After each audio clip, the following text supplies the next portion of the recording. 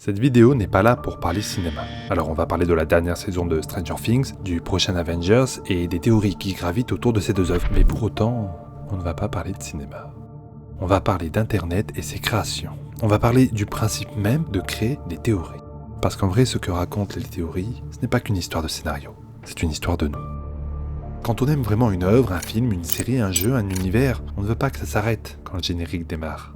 Alors on regarde des analyses, on rejoint des communautés, on relance les scènes en boucle, on se demande « Et si ce personnage avait fait ça ? Et si ce méchant n'était pas mort aussi bêtement comme ça ?» Bref, on réécrit l'histoire, mais surtout, on commence à repérer les failles. Et c'est là que tout commence.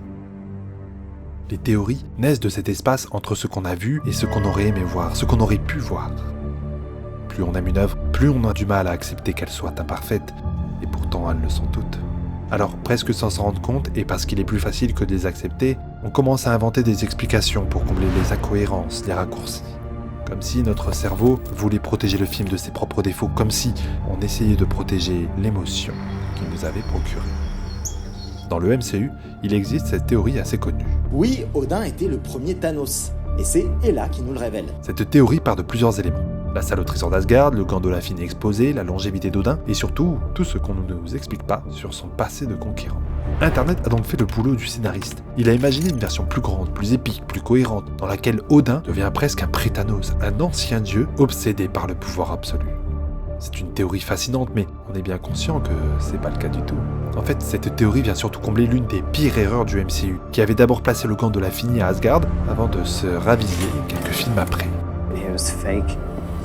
Si nous on a décidé de créer cette théorie, c'est pas seulement pour améliorer le film ou faire vivre un peu plus ses persos, on essaie surtout de réparer la frustration qu'il a laissée en nous. Cette incohérence, elle sera toujours là, malgré le nombre de fois que nous regarderons le film. Évidemment, on ne fait pas des théories qu'une fois le film terminé. La preuve, en ce moment, avec la dernière bande-annonce d'Avengers, c'est le final de Stranger Things. Qui va mourir, qui va revenir, quel twist va tout retourner. Dès qu'un teaser arrive, dès qu'un nouvel épisode sort, Internet se transforme en salle de stratégie mondiale. Alors, sur le moment, c'est excitant, mais nous sommes en train de revivre ce qu'on a vécu avec Infinity War et Endgame. On est déjà en train de se gâcher la fin. Croyez-moi, cette catégorie de théorie est peut-être encore plus dangereuse que la première. Parce que si l'œuvre fait exactement comme dans les théories, ce sera juste un bingo géant. Je veux dire, vous avez vraiment été surpris, vous, par l'apparition de Red Skull dans Infinity War ? Du voyage dans le temps dans Endgame ? De la mort de Tony ? Non, parce que tout ça, Internet l'avait vu venir bien avant. Ah, et pour la mort de Tony, on est d'accord aussi que c'était le pire choix pour faire mourir un personnage. C'est pas le sujet, je vous explique ça en commentaire. Bon, et si finalement l'œuvre ne fait pas comme dans les théories, vous allez me dire, tout va bien. Cherchez pas, on sera quand même déçus. Parce que dans nos têtes, on avait imaginé une version parfaite, une version sur mesure, un film écrit pour nous, par nous. Aucune œuvre réelle ne peut rivaliser avec un fantasme collectif. Si je voulais faire cette vidéo et lancer le débat, c'est pas pour dire que créer des théories c'est mal. Au contraire, c'est profondément humain. On en fait tout le temps, même dans nos propres vies. On refait des conversations dans nos têtes, on invente des ici. En fait, théoriser, c'est espérer. Espérer que si notre vie ne nous convienne pas, c'est qu'il y a une explication logique. C'est espérer que le grand final ne nous déçoive pas. Et vous savez quoi ? Il n'y aura aucun complot caché pour rendre votre vie plus fantastique. Il n'y aura jamais de grandes révélations pour conclure vos histoires. Sauf si vous rendez vos théories réelles.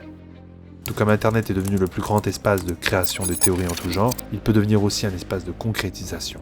Utilisez cette frustration accumulée, cet esprit critique affûté, cette imagination exacerbée, toute l'énergie que vous avez mis à réécrire des films, à créer des fins, à imaginer des mondes. C'est exactement la même énergie qu'il faut pour créer, écrire et changer même un peu le monde qui vous entoure. Si Internet est capable de créer autant de théories collectives, alors imaginez ce qu'il peut créer quand il ne se contente plus d'attendre.